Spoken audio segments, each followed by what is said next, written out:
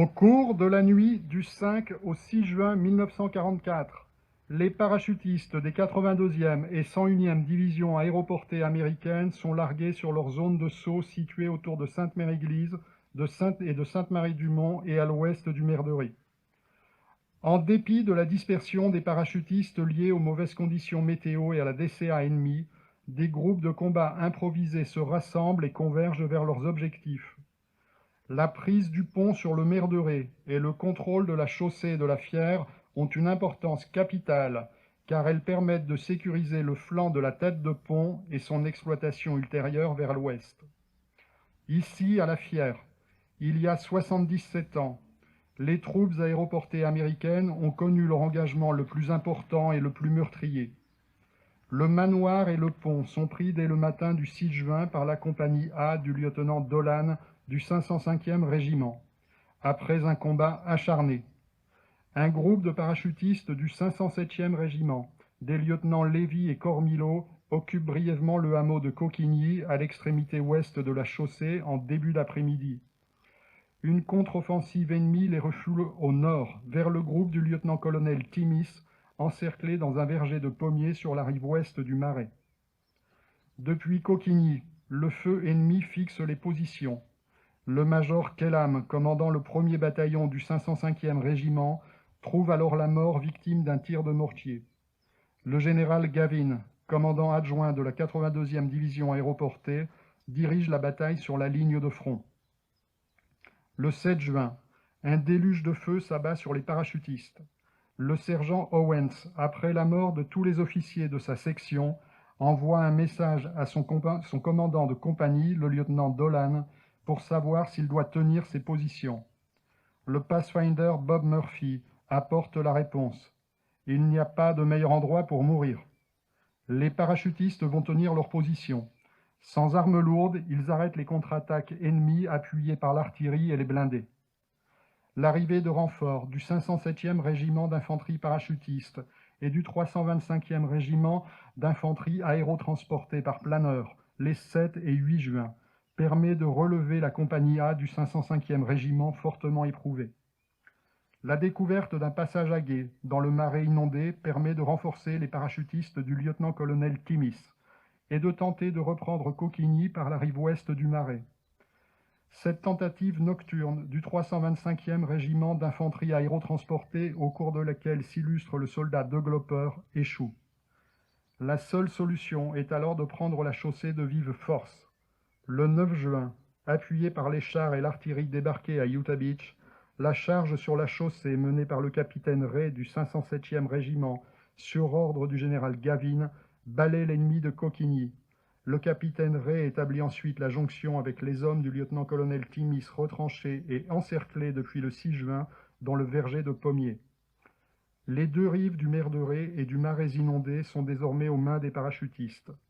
Ils tiennent la ligne de départ de l'offensive qui va permettre de couper la presqu'île de Cotentin et ainsi d'isoler et de prendre Cherbourg, clé logistique de la victoire.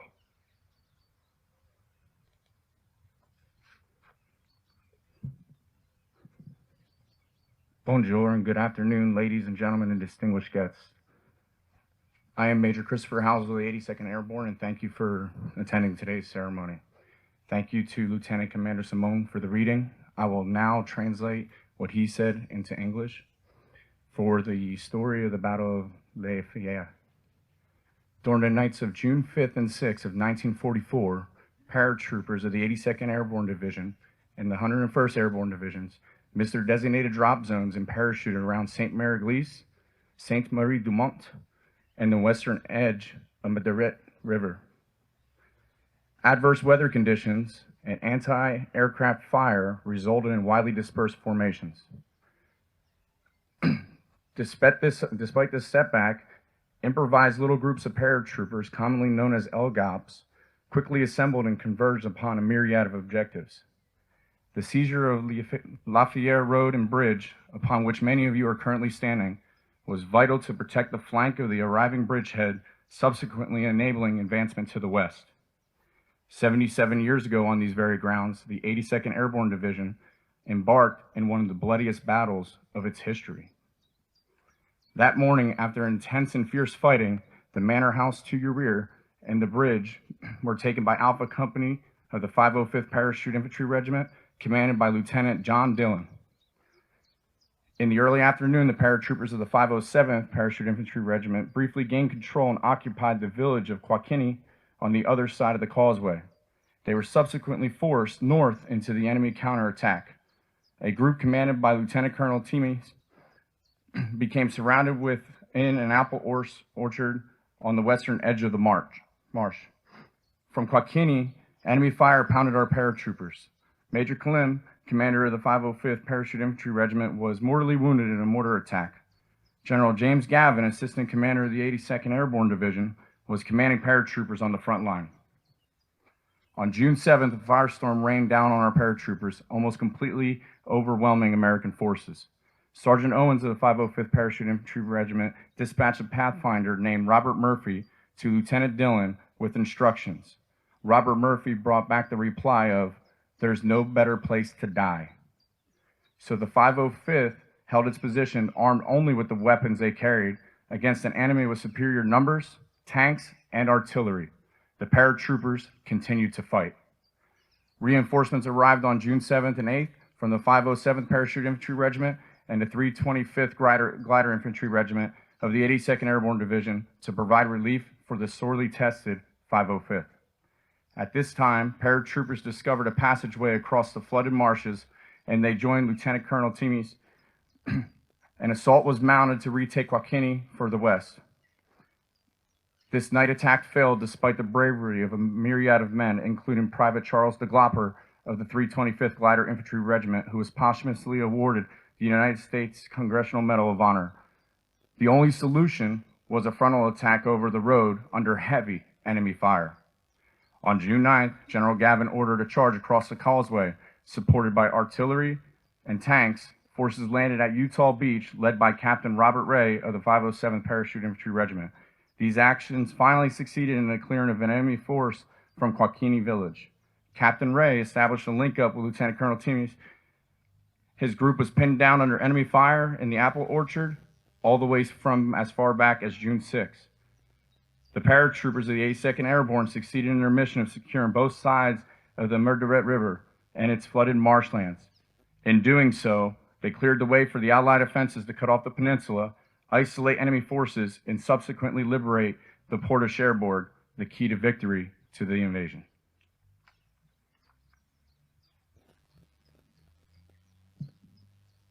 Allocution de Monsieur Ollet, maire de Sainte-Mère-Église.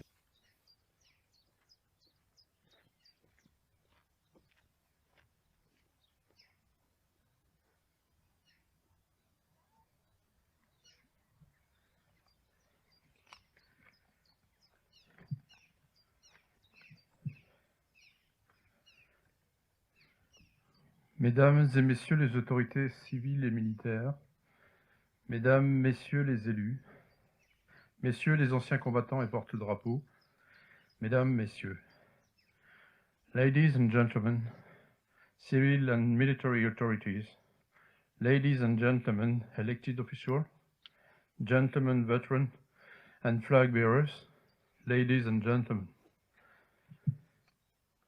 Cette prairie marécageuse où nous sommes aujourd'hui est si calme qu'il est difficile d'imaginer qu'une bataille féroce s'est déroulée ici, il y a 77 ans.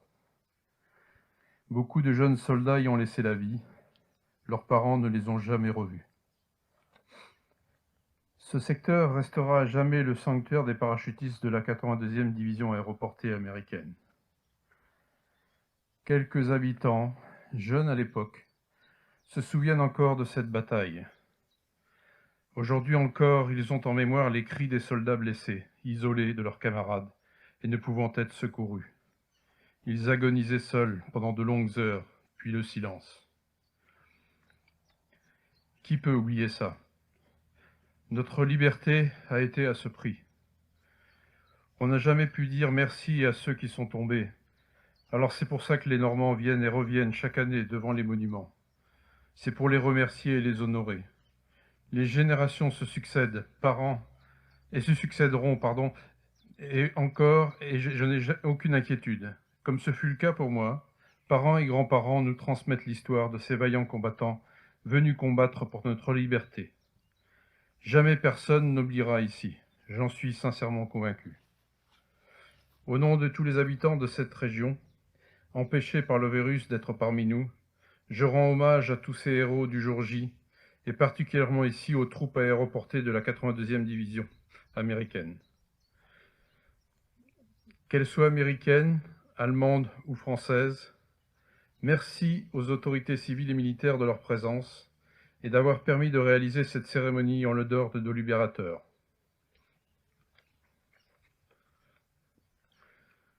This Samui Prairie, where we are today, is so still. It's hard to imagine a fierce battle fought here 70 years ago. Many young soldiers died here. Their parents never saw them again. This sector will forever remain the sanctuary of the paratroopers of the 82nd American Airborne Division.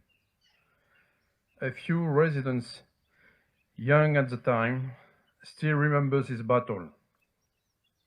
Even today, they remember the cries of the wounded soldiers, isolated from their comrades and unable to be rescued. They were in agony alone for long hours. Then the silence. Who can forget that? Our freedom has been at this price. We have never been able to say thank you to those who have fallen. So that is why the Normans come back every year in front of the monument. It is to thank them and honor them. Generations are coming and going, but I have no worries. As was the case for me, parents and grandparents pass to us the story of these valiant fighters who came to fight for our freedom. No one will ever forget here. I am sincerely convinced of that. On behalf of all the inhabitants of this region, prevented by the virus from being among us, I return men to all these D-Day heroes and especially here to the airborne troops for the US 82nd Airborne Division.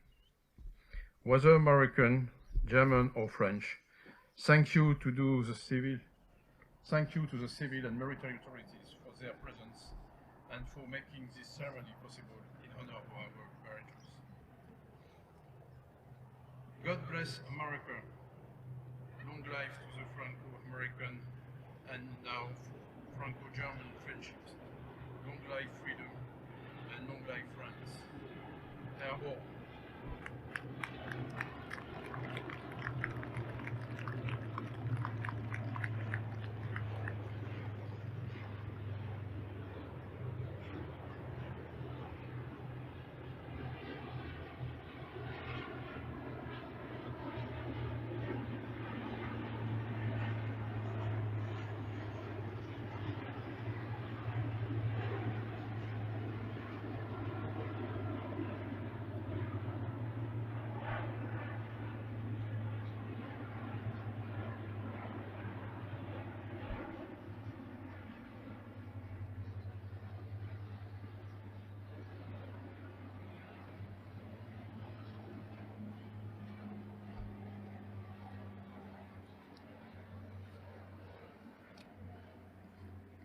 Allocution de Monsieur Lefebvre, président du Conseil départemental de la Manche.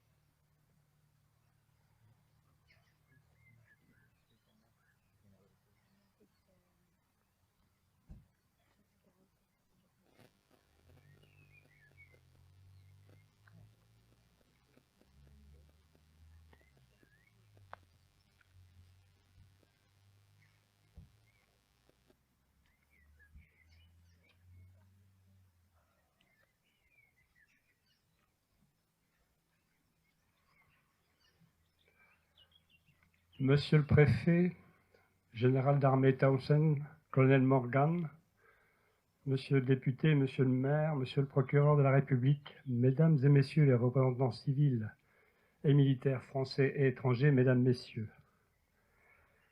Nous voici une nouvelle fois tous réunis au pied de ce fier parachutiste, pour rendre hommage à ces centaines d'hommes qui ont bataillé ici pendant plus de 3 jours, centimètre par centimètre.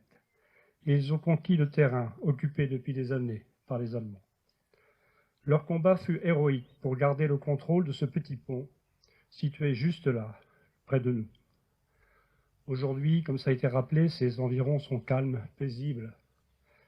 Le contexte sanitaire qui s'est violemment imposé à nous depuis maintenant près de 10 mois nous empêche de profiter des témoignages de ces hommes qui ont affronté les forces d'occupation.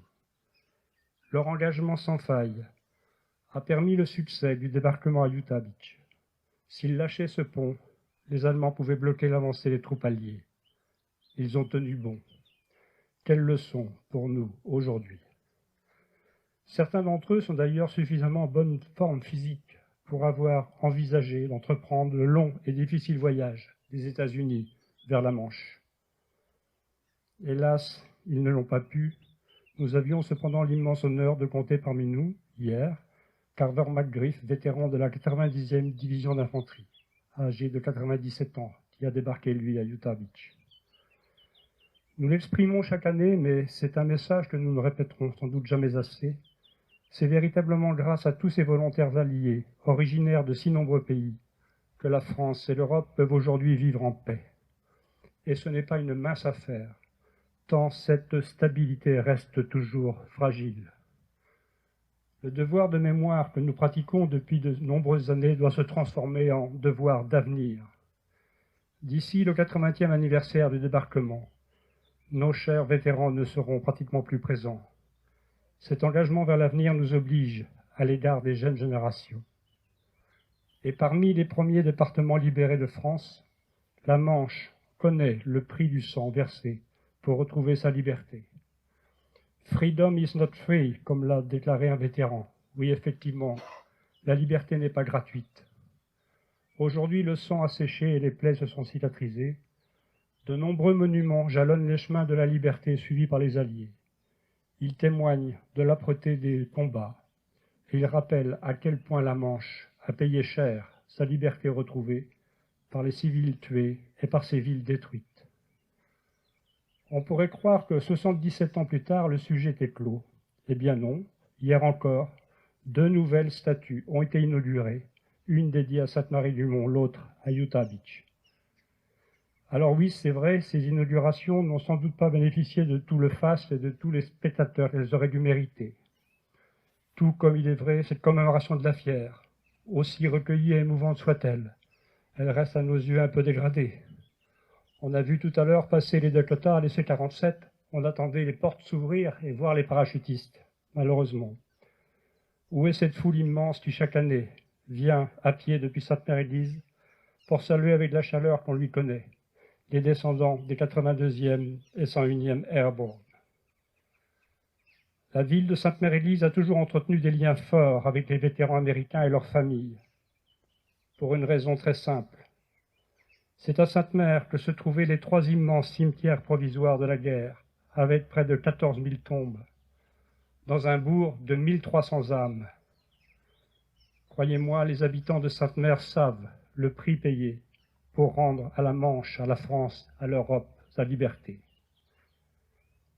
Ayant été maire de cette belle ville pendant une 30aine d'années, cela a été pour moi un honneur et une fierté d'assister au retour des vétérans, de nouer des liens très forts avec eux, jusqu'à leur disparition pour la plupart.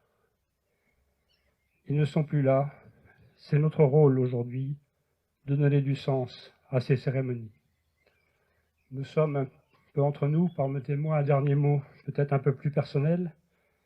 C'est ici ma 38e et dernière année, je dirais, officielle au cours de ces cérémonies du 6 juin et je suis honoré, monsieur le maire, que vous m'ayez permis d'intervenir ici, à la Fière. C'est une boucle qui se termine. Ma première intervention officielle en tant que encore pas tout à fait maire, c'était le 5 juin, 6 juin 1984. Le maire de Sainte-Mère-Église venait de décéder, j'ai dû le remplacer. Et ma première rencontre officielle, elle a été avec le général Gavin, que j'avais en face de moi. Ce fut évidemment un moment de grande émotion pour moi, et de grande émotion aussi pour tous les vétérans qui revenaient pour la première fois et qui pouvaient sans doute, peut-être aussi pour la première fois, approcher d'aussi près ce général qu'ils adulaient. Et vous le savez, ça a été rappelé ici, cet endroit de la Fière était un endroit particulièrement important pour le général Devine et il n'est jamais revenu à Sainte-Mère-Église sans revenir ici. Et il y a encore ce dit trou du général Devine qui rappelle simplement qu'il a combattu ici. Donc voilà, je termine cette boucle entre cette première rencontre avec le général Devine en 1984 et ce lieu de la Fière aujourd'hui. C'est évidemment pour moi beaucoup d'émotions. Je vous remercie.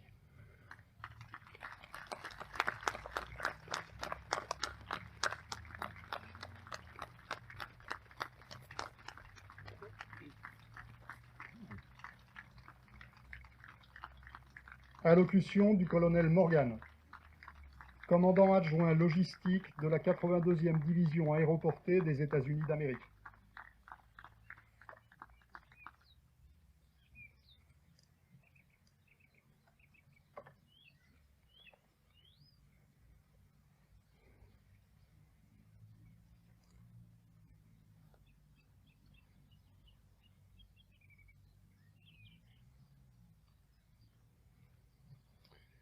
General Townsend, Mr. Baer, Mr. Renault, distinguished guests, and paratroopers, past and present.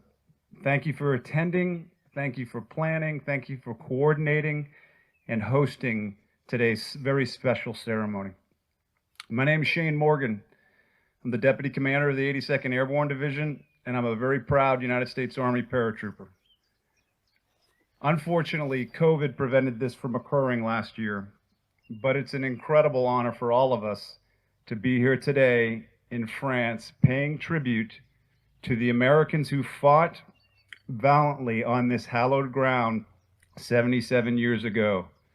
Lafayette. Wow. We must know, we must preserve our history. And we're here today to pay tribute to the paratroopers who bravely and gallantly fought in a battle that would be remembered as a defining moment for the 82nd Airborne Division. The mission to seize and secure Lafayette, the causeway, this 450-meter piece of land, was critical for supplying the rest of the war.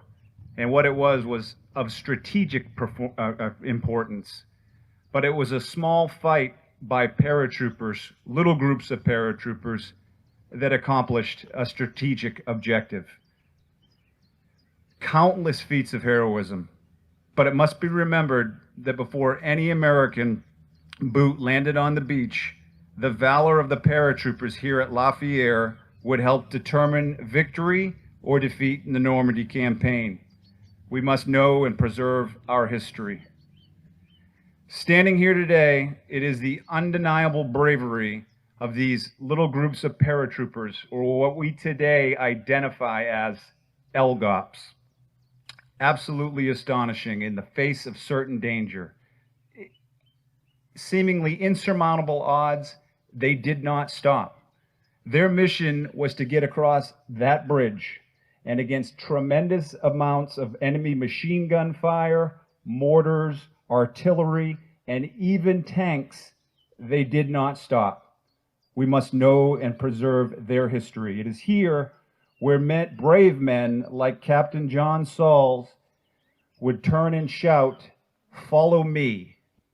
Follow me," into any infantryman. They know what that inspires, leading men into the face of danger. Follow me. And it is here where the words, and we've heard it before in I think every previous remarks, but it bears repeating and it bears remembering. When Lieutenant John Dolan received a note back saying, "I don't know of a better place to die." Unbeatable little groups of paratroopers. And it is here at Lafayette Causeway where the paratrooper would earn the respect and the admiration of the world through our grit and through our determination. Hundreds of paratroopers would descend on the drop zone before you. Thousands of spectators would be watching under normal conditions. We did receive the flyover. We didn't get the paratroopers. Although this event is much smaller, It's incredibly important and symbolic to continue to carry forward the legacy and the spirit of the airborne warrior. These events serve as a reminder of the strong relationship between the United States, our European allies, and our oldest allies, the country of France. Thank you to everyone who participated to make this ceremony happen under challenging COVID conditions. Together, let us honor the valor and the sacrifice of all who jumped behind enemy lines on D-Day, and especially those who surrendered their lives for our freedom on these hallowed grounds. Together, here on these hallowed grounds, let us continue our relentless pursuit of freedom in the face of tyranny and oppression. Airborne, all the way, merci.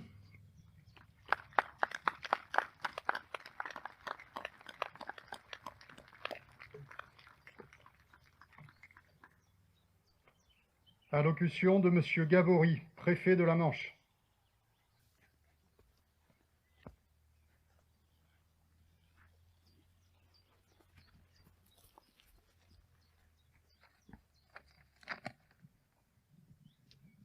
Monsieur le maire de Sainte-Mère-Église, Monsieur le député, Général Townsend, Colonel Morgan, Monsieur le président du conseil départemental de la Manche, Monsieur le conseil régional, Mesdames et Messieurs les élus, Monsieur le préfet maritime, Monsieur l'adjoint à l'attaché de défense de l'ambassade d'Allemagne, Monsieur le président de l'association des amis des vétérans américains, Mesdames et Messieurs les élus, Mesdames et Messieurs, nous sommes réunis ici sur une terre de mémoire, sur un lieu d'histoire. Les marais de la Fière ont une place particulière au milieu des lieux de combat du 6 juin 1944, mais également dans les esprits de la population attachée à commémorer les opérations du débarquement. Particulière d'abord parce que ces marais portent en eux le souvenir de ces milliers de parachutistes américains déployés la nuit du 5 au 6 juin. Avant même les premières lueurs de l'aube, les premières opérations de cette journée tant attendue se déroulent ici. L'espace que nous pouvons contempler aujourd'hui, là autour de nous, nous oblige à nous incliner devant le courage de ces jeunes hommes. Sautant dans le vide, en pleine nuit, parfois sous le feu ennemi, les parachutistes sortent des avions sans savoir ce qui les attend au sol, au milieu des marais inondés par les Allemands. L'enjeu de cette zone est primordial. Il s'agit de prendre le pont qui enjambe le mer de Ré. Pendant plusieurs heures, qui deviennent des jours, les troupes alliées remplissent l'objectif en subissant de très lourdes pertes. Ce mémorial autour de la statue de l'Iron Mike est ici pour se rappeler de leur sacrifice. Une place particulière aussi donc dans la population. La Fière est le théâtre d'un rendez-vous commémoratif très attendu par une foule nombreuse chaque année. Ici se retrouvent des familles entières, par milliers, pour assister à cet impressionnant spectacle. Des centaines de parachutistes, majoritairement américains, sautent au-dessus de ces marais pour rappeler le souvenir de leurs aïeuls qui ont sauté avant eux. Cette action permet de transmettre la mémoire, surtout vers les plus jeunes, grâce à cette sensibilisation impressionnante. Malheureusement, les contraintes sanitaires ne permettent pas, cette année encore, la tenue de ce temps fort et le rassemblement populaire qui est, je le sais, toujours très fidèle. Lors de ces parachutages, le temps de commémoration, d'hommage, de gratitude est marqué par la présence de nombreux vétérans américains qui ont sauté le jour J sur ces mêmes terres. Leur présence est un lien naturel entre les combattants d'hier et d'aujourd'hui et joue un rôle essentiel pour la transmission de leur mémoire grâce aux liens tissés avec la population. C'est l'occasion pour moi de rendre ici un hommage appuyé à Norwood Thomas, décédé à 98 ans en janvier dernier. Parachuté ici, il a participé à toute la guerre jusqu'au nid d'aigle de Berchtesgaden, en passant par les durs combats de Bastogne. Titulaire de plusieurs décorations, il a reçu la Légion d'honneur, ici dans la Manche, en 2014. Je sais que de nombreux vétérans souhaitent chaque année se rendre sur le territoire qu'ils ont libéré en 1944. À l'image de Norwood Thomas, nombreux sont ceux que nous devons compter parmi les disparus cette année. Leur disparition renforce l'hommage, le respect et la gratitude que leur témoignons aujourd'hui et que nous leur témoignerons toujours ici chaque mois de juin. Je voudrais ici aussi rendre hommage au président Marc Lefebvre, qui nous a rappelé ses débuts en tant que maire, il y a maintenant très longtemps, en 84, et qui illustre ici son action, l'action de ses successeurs, qui ont toujours voulu maintenir et développer le souvenir de ces événements qui ont marqué la Manche, la France, et toute l'Europe et le monde entier. Je voulais vraiment, sincèrement, lui rendre cet hommage et lui souhaiter, souhaiter qu'il soit là, mais j'en suis sûr, l'année prochaine parmi nous. Vive l'entente entre les peuples, vive les États-Unis d'Amérique, et vive la France.